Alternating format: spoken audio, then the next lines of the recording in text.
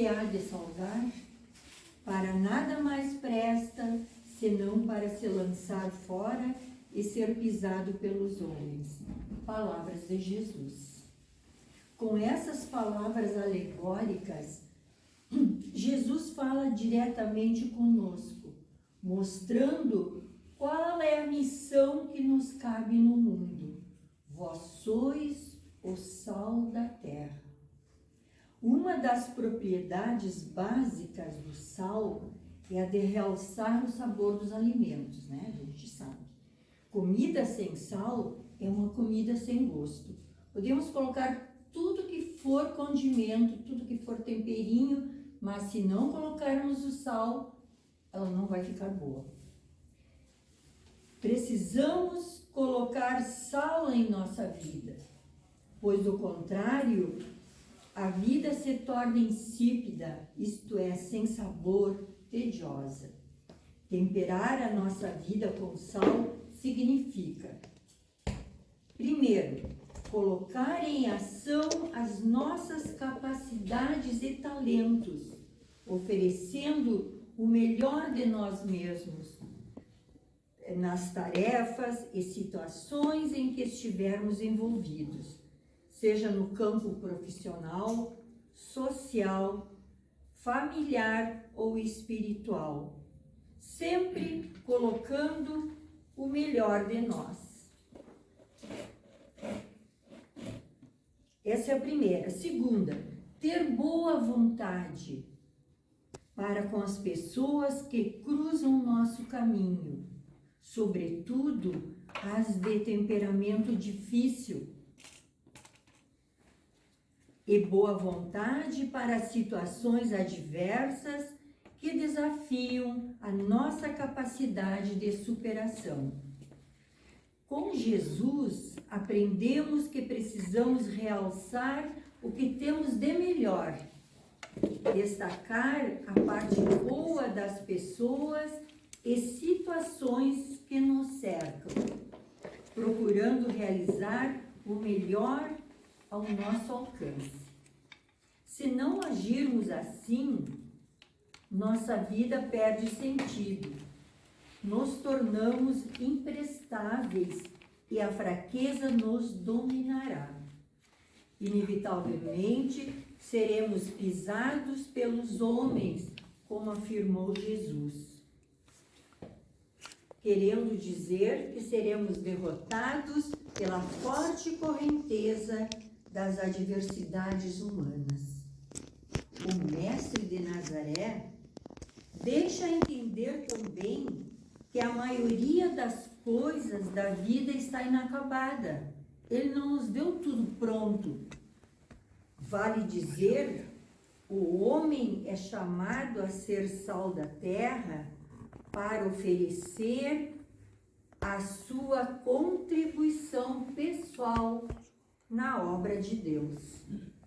Somos chamados a dar o nosso toque pessoal. Por isso, não podemos esperar por uma vida isenta de desafios. Ao contrário, é na superação dos desafios, em ponto menor, o que Deus faz em ponto maior. Nisso reside a compreensão da expressão bíblica que diz: sois deuses. Quando nos tornamos sal da terra, abandonamos a mediocridade, abandonamos a preguiça, a insegurança e o medo, cujos comportamentos são a causa da grande maioria dos nossos problemas. Nossa autoestima também se fortalece e realizamos todo o potencial divino que mora em cada ser humano. Quando somos o sal da terra, passamos a ser colaboradores ativos de Deus e não críticos da sua obra. Por tal razão é que na vida muita coisa vem para nós, sem tempero. Então, nós é que precisamos colocar o sal na medida certa, né? Tudo começa em mim. Eu preciso ser a mudança que desejo ver em minha vida. Então, lá no Mateus capítulo 5, versículo 13, vós sois o sal da terra, tem uma explicaçãozinha, diz assim: na condição de condimento, o sal deve ser utilizado de maneira adequada e de modo balanceado. Todos nós sabemos, né? Principalmente quem está na cozinha fazendo, não podemos colocar sal demais e nem de menos, para não tornar a alimentação insípida ou salgada.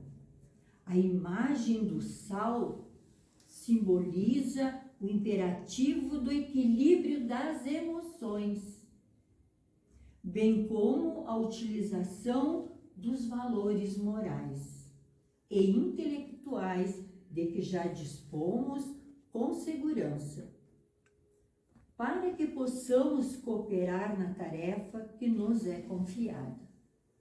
Podemos dizer também que o sal da terra deverá destacar a vida espiritual do homem. Não somos a matéria que compõe o nosso corpo. Usamos a matéria, mas não somos matéria. Dar ao homem a oportunidade de descobrir a sua espiritualidade é condimentar a vida, dando-lhe sabor. Mas em tudo é preciso ter a medida certa, pois assim como o excesso de sal estraga o sabor dos alimentos, o excesso de sal da terra pode tornar a vida intragável. Muitos querem uma vida melhor, mas não se tornam pessoas melhores. Toda ação transformadora principia pela transformação de nós mesmos. Não adianta esperar pela mudança de fora sem a mudança de dentro. Nada muda se eu não mudo. Temos a liberdade de escolher no que desejamos transformar nossa vida. Por isso, nós temos o livre-arbítrio, lógico, limitado, mas nós temos. Então,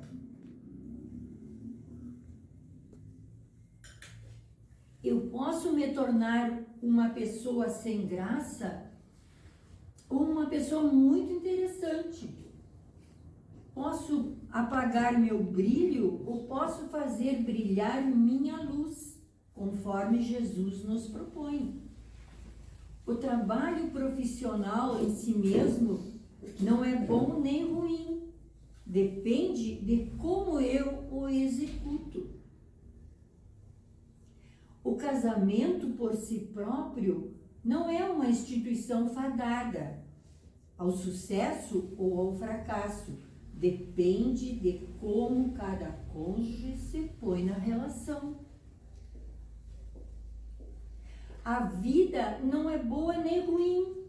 Depende daquilo a que desejo dar destaque, se ao fracasso ou ao aprendizado, se à doença ou à saúde, se à tristeza ou à alegria, se ao sofrimento ou à oportunidade.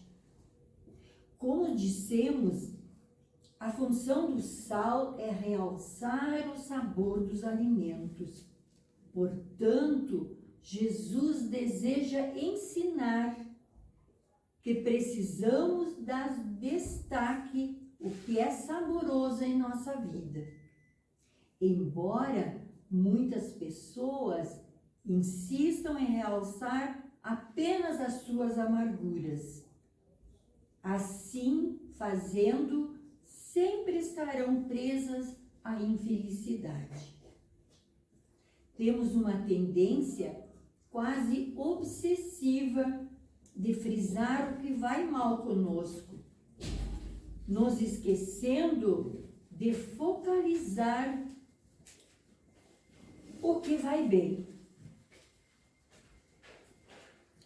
E com isso acabamos com uma sensação equivocada de que a nossa vida é uma droga, quando na verdade apenas uma parcela dela não está do jeito que gostaríamos, apenas uma parcela.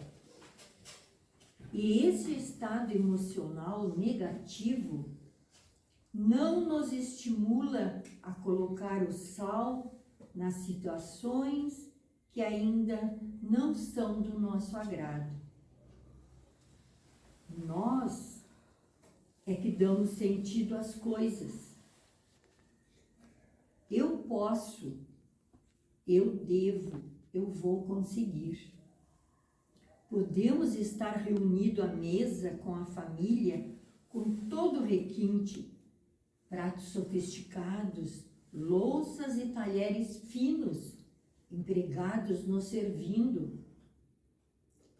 Contudo, se não dermos um sentido positivo àquele instante, a nossa refeição vai se tornar sem graça, rotineira, mais parecendo um velório do que uma alegre reunião em família.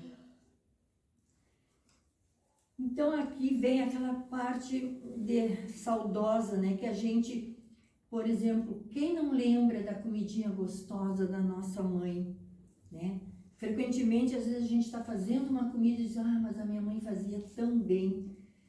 E a gente se pega sem querer lembrando disso aí, daquele, por exemplo, daquele bolinho de arroz, daquela batatinha frita que só ela sabia fazer, né?